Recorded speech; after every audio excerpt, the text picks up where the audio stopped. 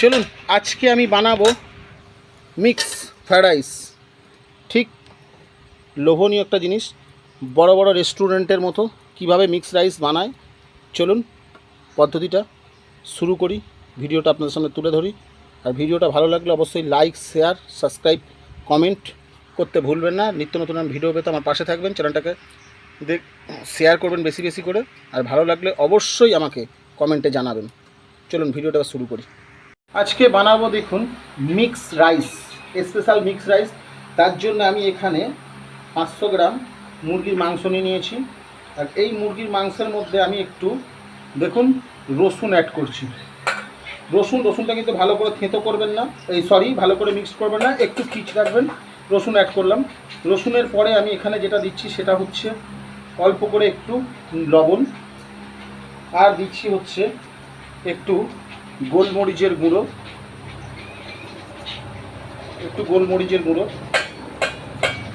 অল্প করে।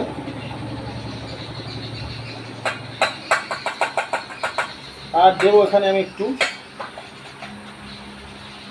ভিনিগার। মাংসটা আমার সফট হওয়ার জন্য আমি এখানে একটু ভিনিগার ব্যবহার করলাম অল্প করে।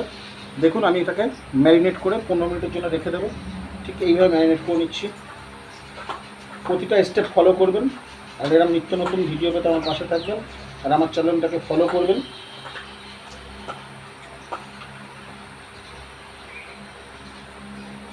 দেখুন মাংসের টুকরোটা আমি যেভাবে করে নিয়েছি আপনারা ঠিক এইভাবে মাংসের টুকরোগুলো করে নেবেন। দেখুন আমি এইভাবে করে নিয়েছি।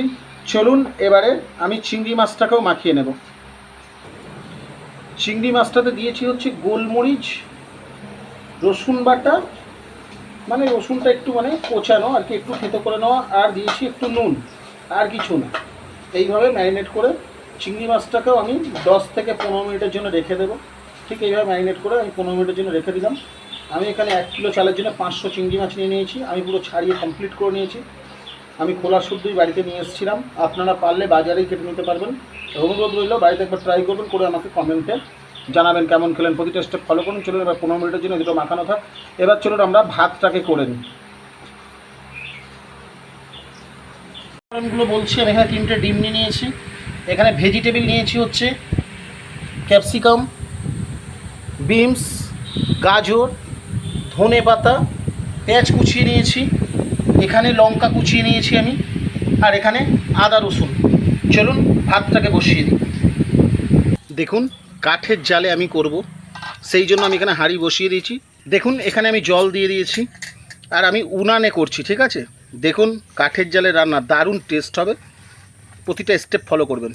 1 কিলো আমি চাল ভিজিয়ে রেখেছি, একদম দেখুন দারুণ চাল, ভালো করে ধুয়ে ভিজিয়ে রেখেছি। চলুন ভাতটাকে করে নিই এবার। দেখুন আমি হাঁড়ির মধ্যে নুন দিয়ে দিয়েছি, জলটাকে ভালো করে ঘুঁটে দিচ্ছি, দিয়ে চাপা দিয়ে দিচ্ছি গরম হওয়া অবধি। দেখুন জল গরম হয়ে গেছে। আমি এবার চালগুলোকে এখানে দিয়ে দিচ্ছি।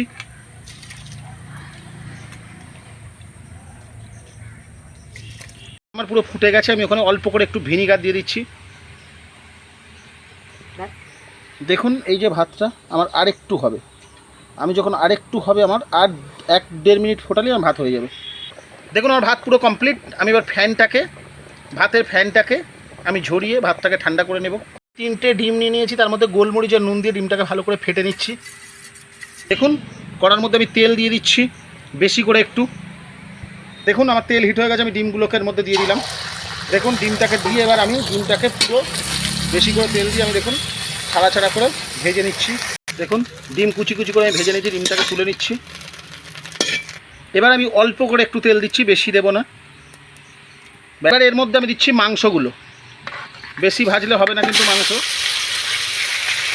দেখুন মাংস ভাজা হয়ে গেছে, বেশি ভাজার দরকার নেই। মাংসটাকেও তুলে নিচ্ছি। দাও। দেখুন আমি এই চিংড়ি মাছটা এর মধ্যে দিয়ে দিলাম সবার লাস্টে। চিংড়ি মাছ কিন্তু বেশি ভাজা যাবে না, রবার্ট হয়ে যাবে। যেই কালারটা একটু চেঞ্জ হবে আমরা তুলে নেব। দেখুন আমি চিংড়ি মাছটাকেও তুলে নিচ্ছি, হয়ে গেছে আমার। দেখুন তেল গরম হয়ে গেছে। এবার এর মধ্যে দিলাম আমি আদা কুচি, তারপরে দিচ্ছি আমি রসুন কুচি। এবার একটু নেড়ে নেব। দেখুন এবার সেই কেটে রাখা পেঁয়াজগুলো আমি এর মধ্যে অ্যাড করে দিচ্ছি।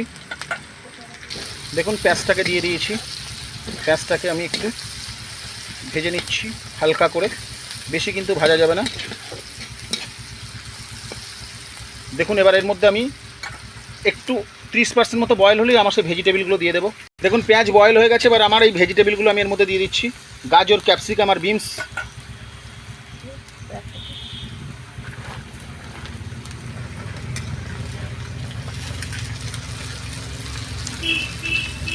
দেখুন আমি নুন দিয়ে দিচ্ছি,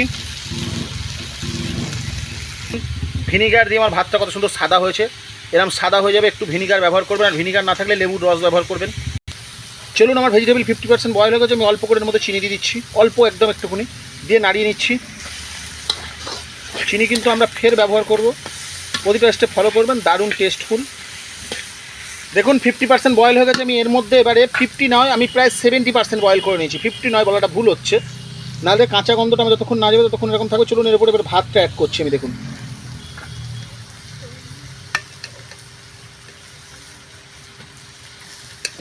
দেখুন এখানে আমি হাফ ভাত দিয়ে দিয়েছি, যেহেতু আমি বড় কড়া নিয়েছি, এবার এটাকে আমি নাড়াচাড়া করছি। দেখুন আগে একটু ভালো করে নেড়ে ছেড়ে নিই। দেখুন আমি ভালো করে নেড়ে নিয়ে এটা চিনি দিলাম একটু,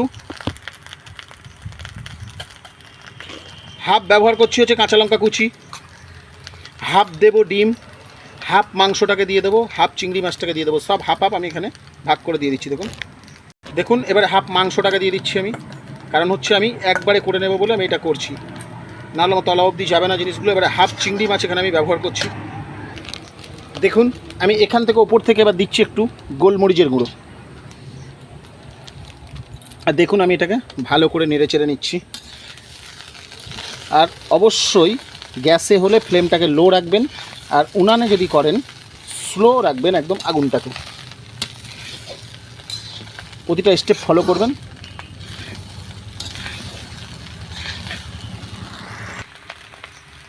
ভিনিগার এবার আমি দিচ্ছি একটু ওপর দিয়ে ভিনিগার, চারিদিক থেকে গোল করে আর একটু দেবো, যেহেতু আমি একসঙ্গে অনেক করে নিচ্ছি। একটু ভালো করে নাড়িয়ে নিয়ে তারপরে ভাতগুলো দিয়ে দেবো আবার। দেখুন লাস্ট ভাত স্টেপ আমি পুরো ঢেলে দিলাম হাঁড়ি ধরে। হ্যাঁ কাঁচা লঙ্কা দাও। দেখুন আমি এখানে ব্যবহার করলাম কাঁচা লঙ্কা, দিচ্ছি একটু গোলমরিচের গুঁড়ো। প্রতিটা স্টেপ বারবার বলছি ফলো করবেন, কিন্তু আমি একবার অনেক করছি বলে গোলমরিচের গুঁড়ো দিয়ে দিলাম। ওখানে ডিমটা দিয়ে দিয়েছি, এবার দিয়ে দিচ্ছি মাংস আর চিংড়ি মাছ। তেলটা দিয়ে দাও, যে তেলটা এখানে আছে আমরা ওটাকে ছেঁচে এর মধ্যে পুরো দিয়ে দিলাম। এবারে দেবো অল্প করে ভিনিগার আর চিনি। দেখুন আমি চিনি দিয়ে দিলাম অল্প করে। এবারে আমি দিচ্ছি এখানে ভিনিগার।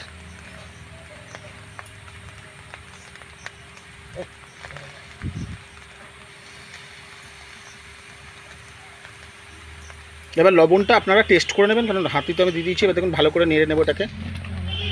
নাড়ার স্টেপগুলো দেখুন, ভাতটা যেন না ভাঙে, খুব আস্তে আস্তে আলতো করে করে এইভাবে আপনারা এইভাবে নাড়িয়ে নেবেন, ঠিক আছে? খুব সুন্দর করে যেন তলা থেকে উপর অবধি ভাত, প্রতিটা ভাতে যেন যে চিনি বা আমি গোলমরিচ বা আমার যে ভেজিটেবিল, মাংস, চিংড়ি মাছ সব যেন প্রতিটা স্টেপে মিশে যায়, ঠিক আছে? একটা দারুণ টেস্টি এই বড় বড় রেস্তোরাঁয় যে এইগুলো আমরা কিনতে গেলে এর প্রচুর দাম নেয়। একবার অনুরোধ রইল, বাড়িতে একবার অবশ্যই ট্রাই করুন, আর কমেন্টে আমাকে জানাবেন কেমন খেলেন। চলুন আমি একটু 2 মিনিট নাড়িয়ে সার্ভ করে আপনাদের দেখাচ্ছি। দেখুন আমি 2 মিনিট নাড়িয়ে নিয়েছি। এবার ওপর দিয়ে আমি একটু ধনেপাতা ছড়িয়ে দিচ্ছি।